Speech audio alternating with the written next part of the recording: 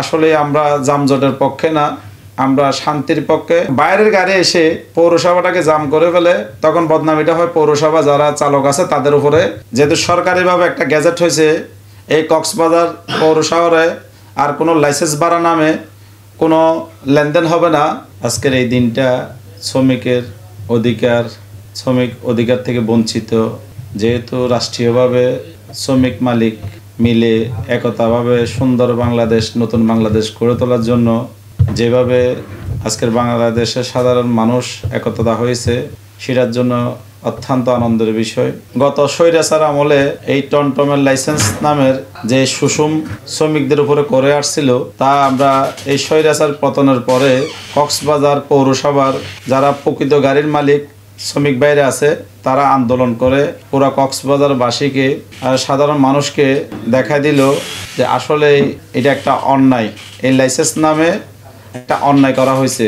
তার পাশাপাশি আমাদের যৌক্তিক দাবি আমরা করছিলাম যে প্রকৃত গাড়ির মালিকদেরকে দেখে দেখে লাইসেন্স দেওয়ার জন্য। এই দাবিটাকে নিয়ে অনেক মহল সুযোগ নিয়ে বিভিন্ন রকমের সুযোগ সুবিধা নিতে চাচ্ছে। আমরা তার তীব্র প্রতিবাদ জানাই যে আমাদেরকে নিয়ে যেভাবে প্রচারণা হয়, আসলে আমরা যানজটের পক্ষে না, আমরা শান্তির পক্ষে। এই কক্সবাজার শহর যেন একজন মানুষ স্বাভাবিকভাবে চলতে পারে, সেটাই আমরা আশা করি। সেই সুবাদে যেহেতু মাননীয় জেলা প্রশাসক স্যার 30 তারিখ লাস্ট ডেট 1 মে থেকে অবৈধ গাড়ি ধরার জন্য পরিকল্পনা করছে, আমরা সেটাকে আনন্দের সাথে সাধুবাদ এবং স্বাগত জানাই। এবং গাড়ি যেগুলি পৌরসভার গাড়ি ছাড়া বাইরের গাড়ি ঢুকতেছে, আমরা তাদেরকে সহযোগিতা করছি, যেহেতু বাইরের গাড়ি যেন পৌরসভায় থাকতে না পারে। পৌরসভার যে গাড়িগুলি আছে ওগুলি যদি সুন্দরভাবে পরিচালনা হয়, সেই সুবাদে আমার শহরে আমি মনে করি যানজট থাকবে না।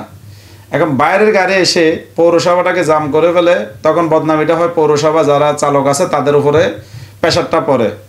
আমি সবাইকে বলবো এই জিনিসটা আপনারা দৃষ্টি দেবে, বাইরের গাড়ি যখন থাকবে না তখন পৌরসভা একেবারে একদম ফ্রেশ মাইন্ডে চলতে পারবে। এমন যদি লাইসেন্স ভাড়া আবার নেওয়া হয়, সেটা আমরা আগের মতো মাঠের মধ্যে প্রমাণ করে দিব যে আমরা এখনো ঘুমাই নেই, আছি, ইনশাল্লাহ দিলে থাকবো।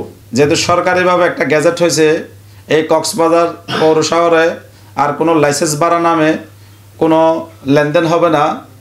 সেটা যদি হয়ে থাকে তাহলে আপনারা ভুল করবেন। এটা শোনার সাথে সাথে আমি দেখলাম প্রতিটা 12টা ওয়ার্ড কক্সবাজার পৌরসভার মধ্যে প্রতিবাদ সভা পালন করা হয়।